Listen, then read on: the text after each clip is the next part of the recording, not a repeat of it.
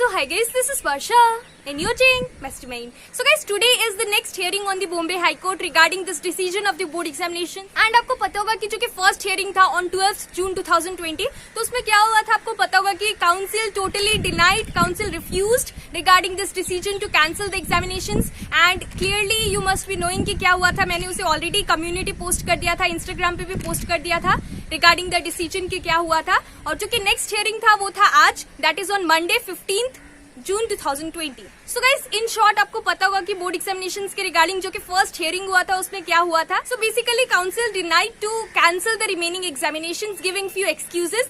So the council said that जो कि council है, it follows the order of the central government and the state government. It has no right to tell them that board examinations cancel होगा कि नहीं होगा, क्योंकि because CISE को state government का permission नहीं चाहिए to conduct the examination. It follows the order of the central government. तो बेसिकली ये सब कुछ हुआ था. उसके बाद जो कि नेक्स्ट हियरिंग था वो पोस्टपोन्ड हो गया था आज के लिए, मंडे के लिए.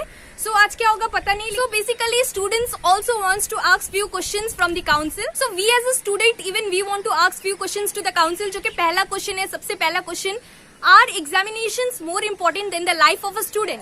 Second question we would like to ask from the council is that अगर board examinations conduct होगा, if any student after the conduct of the remaining examinations, if any student is tested positive for coronavirus, so will the council take any risk of that particular student? And it is not about one particular student, rather the figure is in lakhs. So there are around 2 lakh students who are going to appear for the remaining examination. It is quite obvious that even if we use all the safety precautions, all these guidelines, instructions, but still there are chances, पूरा chances है कि board examinations जो है अगर conduct होगा, it can harm the life of the students. It is not only about a student, rather if a student is affected, quite obvious that even the family members of that particular student is going to get affected, right? So these are few of the questions, very common questions which most of you, आप में से बहुत सारे लोगों ने मुझे comment section में लिखा था.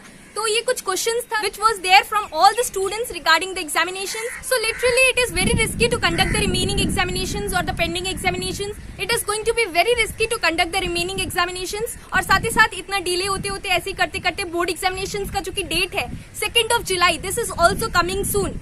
So बोर्ड एग्जामिनेशंस का जो कि टाइम है, बोर्ड एग्जामिनेशंस का डेट शीट आपको पता होगा, उसमें आपने देखा होगा कि 2nd of July से board examinations, remaining examinations start है फॉर ICSE क्लास 10 और जो कि ISC क्लास 12 है उसका 1st of July से स्टार्ट है.